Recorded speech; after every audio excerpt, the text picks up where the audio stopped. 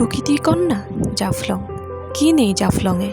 নদীর স্বচ্ছ পানি, পানিতে চকচক করা নুড়ি পাথর, আর অন্যদিকে মেঘালয় পাহাড়ের সবুজের হাতছানি। সব মিলিয়ে প্রকৃতির এক অপার লীলাভূমি জাফলং। প্রকৃতির এই মনোমুগ্ধকর সৌন্দর্য দেখতে আজকে আমাদের গন্তব্য হলো জাফলং, আর তোমাদের সাথে তারই কিছু মুহূর্ত আর সৌন্দর্য তুলে ধরব আজকে।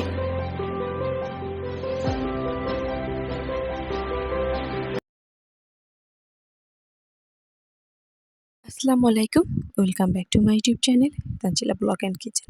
নতুন একটা ব্লগ নিয়ে হাজির হয়ে গেছি।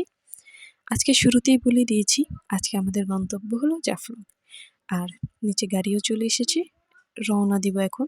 তো রেডিও হয়ে গেছি, এখন হচ্ছে বেরোনের পালা। এই তো নিচে চলে এসেছি, আর এখানে গাড়িও চলে এসেছে, আর এটাই হচ্ছে আমাদের হোটেল। তো এখন হচ্ছে যাওয়ার পালা আর কি। তো যাই হোক, আমরা কিন্তু বেরিয়ে পড়েছি, আর প্রকৃতির এই সৌন্দর্য দেখতে দেখতেই যাচ্ছি জাফলংয়ের দিকে। ভীষণ ভালো লাগছে, খুবই সুন্দর সময়ও কাটাচ্ছি সবাই মিলে একসাথে, মাশাআল্লাহ।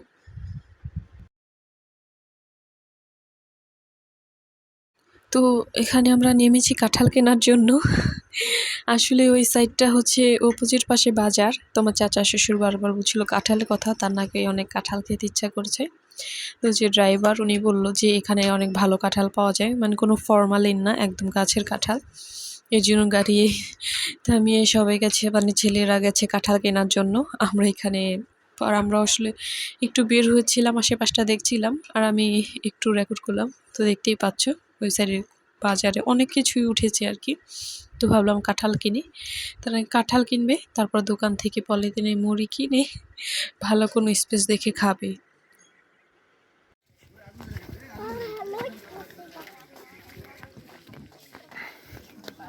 এই পাহাড় আমিও ঘুরছিলাম, তো আমার ওইটার লাগে ছবি আছে, ওই যে গ্যাস ফিল্ড লিমিটেড, ওইটার লাগে ছবি আছে। তো এখন আমরা আসছি হচ্ছে গ্যাস ফিল্ড, যে সিলেটে যেটাকে বলে আগুন পাহাড় আর কি। তো এখানে পাহাড়ে নাকি আগুন ধরালেই আগুন জ্বলে যায়। তো এখানে আসলে আসার কোনো কথা ছিল না, বা এটা আসার প্ল্যান ছিল না। তো ড্রাইভার বললো যে না, এখানে কাছেই, তো একটু ঘুরে আসুন। এর জন্য ভাবলাম যে তাহলে একটু দেখেই যাই, আসলে যেহেতু এসেছি। তো এত দূর থেকে আসলে সচরাচর তার আসা হবে না, আবার কবে আসবো না আসবো জানি না। সবাই একসাথে মিলে আসলাম, এর জন্য ভাবলাম যে না, আসলে তাহলে একটু দেখে যাই আশেপাশটা। এর জন্যই আর কি আসা। তো এখানে আসলে কিছুটা সময়ের জন্য এসেছি, এটা আমাদের গন্তব্য না আর কি। তো কিছুটা সময় এখানে থাকবো, তারপর আসলে চলে যাব স্বল্প সময়ের জন্য, যেটাকে বলে। তো মানুষ অনেক মানুষ, যে ছোট ছোট যে গুহাগুলোর মতো, ওগুলোর ভিতরে আগুন ধরাচ্ছিল, আমি দেখছিলাম। সত্যি কিন্তু আগুন ধরে যাচ্ছে।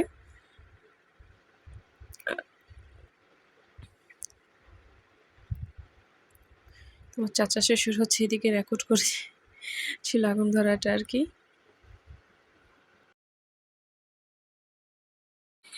তো আমরা ওই আগুন পাহাড়ের ওখান থেকে চলে এসেছি। ওখানে মানে গেছিলাম একটু স্বল্প সময়ের জন্য। মেন গন্তব্য ছিল জাফলংয়ে, যার কারণে আর লেট করিনি, চলে আসলাম আসলে। কারণ দেখা যায় জায়গায় জায়গায় লেট করলে কি হয়, জাফলং যেতে অনেকটাই সময় লেগে যাবে, সেই জন্য আসলে কোথায় আর দাঁড়ানো হয়নি।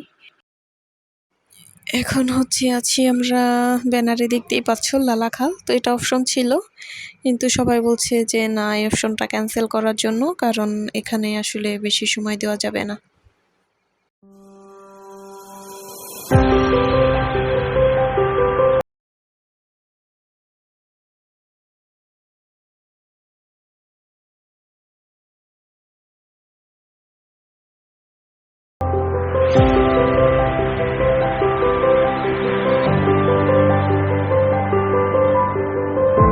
তো আমরা যেতে যেতে ড্রাইভার ভাই বলছিল যে আমাদের ইন্ডিয়া বর্ডারের ওখানে নিয়ে একটু ঘুরিয়ে নিয়ে আসবে।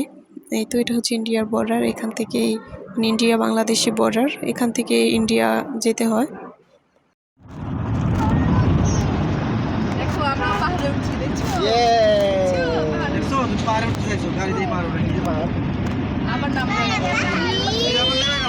নেমে গেলাম দেখছো আবার পাহাড়ে উঠুন আবার উঠলাম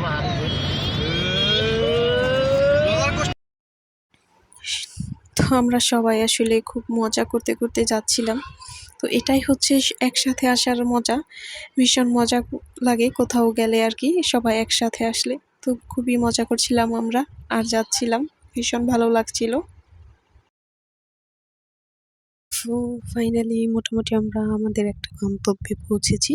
এটা হচ্ছে আমাদের কাঁঠাল খাওয়ার গন্তব্য। তো আসলে কাঁঠাল খাবো কোথায় খাবো শুধু ভাবছিল, কোনো জায়গা পাচ্ছিলাম না। তারপর ফাইনালি এখানে ঠিক করা হলো যে এখানে খাবো, কারণ এখানে কোনো লোকজনও নেই, স্পেসটাও খুবই সুন্দর ভালো, যার জন্য এটাই ঠিক হলো যে এখানে খাওয়া যায়। এর জন্য গাড়িটাকে একটু সাইড করে নেমে পড়লাম সবাই। তো ওদিকে হচ্ছে কাঁঠাল খাওয়ার প্রিপারেশন চলছে আর কি, আর আমি আশেপাশটা একটু এদিক ওদিক ঘুরে দেখছিলাম। পুরোটাই গাছপালা, এটা অন্যরকম একটা সৌন্দর্য আর কি। তো এখানে আসলে দেখে মনে হচ্ছে যে খাবার দাবার মনে হয় মানুষ এইদিকেই খায়, কারণ এত পরিমাণ প্যাকেট ফেলে রেখেছে দেখে তাই মনে হচ্ছে। তো এখন হচ্ছে আমাদের সবার কাঁঠাল খাওয়ার মিশন চলছে, খুবই সুন্দর একটা মুহূর্ত। কাঁঠাল সাইডে পলিথিনের ব্যাগে মুড়ি মিক্স করে শুধু খাওয়া। তো এটা আসলে একটা স্মৃতির পাতায় থেকে যাবে, খুব সুন্দর একটা মজার জিনিস আর কি।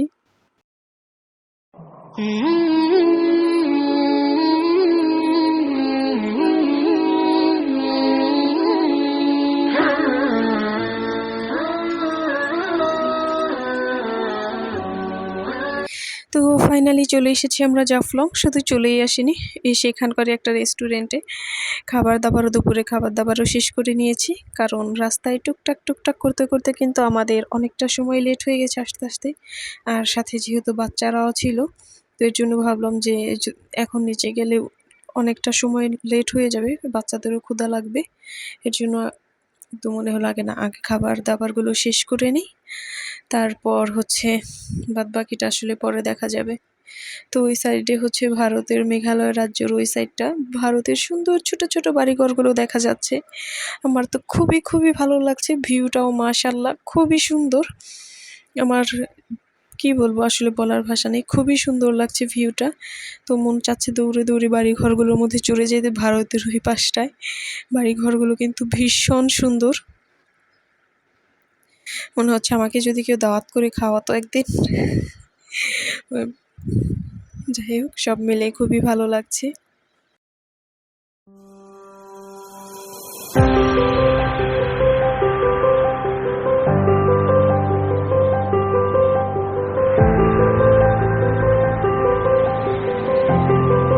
তো এখন হচ্ছে আশেপাশটা দেখছিলাম, খুবই সুন্দর সুন্দর জিনিস বিক্রি করছে আর কি। তো টুকটাকি হয়তো যাওয়ার সময় যা কিনবো।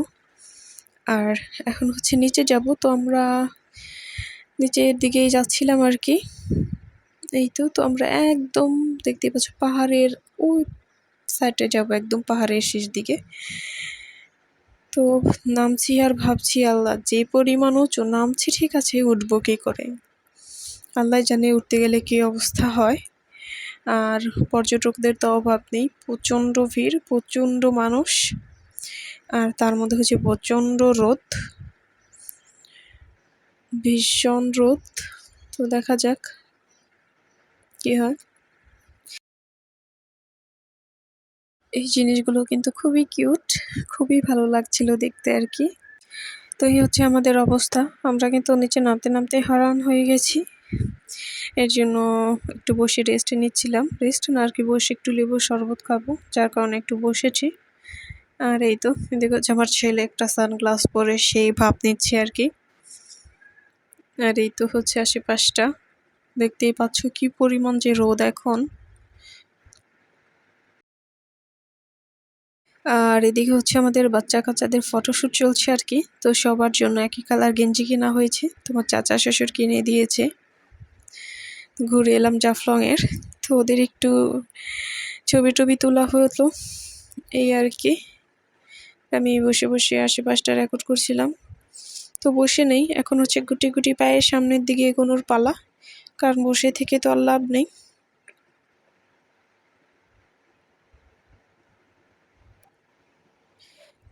আসলে উপর থেকে নেমে আর রোদের কারণে মোটামুটি সবারই এনার্জি লেভেল কমে গেছে। আর মেন কথা হচ্ছে বাচ্চাদের নিয়ে আসলে আরেকটা জ্বালা, এই বলে কোলে নাও, হাঁটতে চায় না, আবারও একটু হাঁটলে আবার করে চড়তে যায়, এরকম একটা অবস্থা। দ্বিতীয়ত ভীষণ রোদও, সব কিছু মিলিয়ে আসলে এই হচ্ছে অবস্থা। তো মেন ইয়া ছিল যে ঝর্ণার ওদিকে যাব, কিন্তু সেটা হয়তো আর যাওয়া হবে না, কারণ এত দূর যাওয়া পসিবল না। এই তো হাঁটতে হাঁটতে হয়তো একটু সামনের দিকেই যাব এখন, দেখা যাক।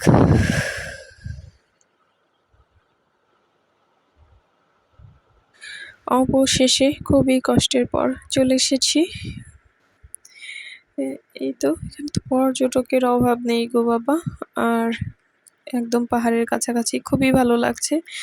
তো কাছ থেকে আসলে মোবাইলের থেকে আমরা যে দেখছি খুবই সুন্দর লাগছে। ওই পাহাড়ের ওইখান দিয়ে গাড়ি যাচ্ছে, খুবই সুন্দর, রাস্তাঘাটগুলো ভীষণ ভালো লাগছে।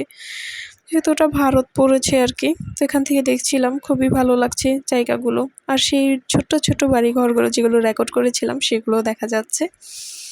আর সব থেকে বড় কথা ভিউটা মাশাল্লাহ খুবই সুন্দর।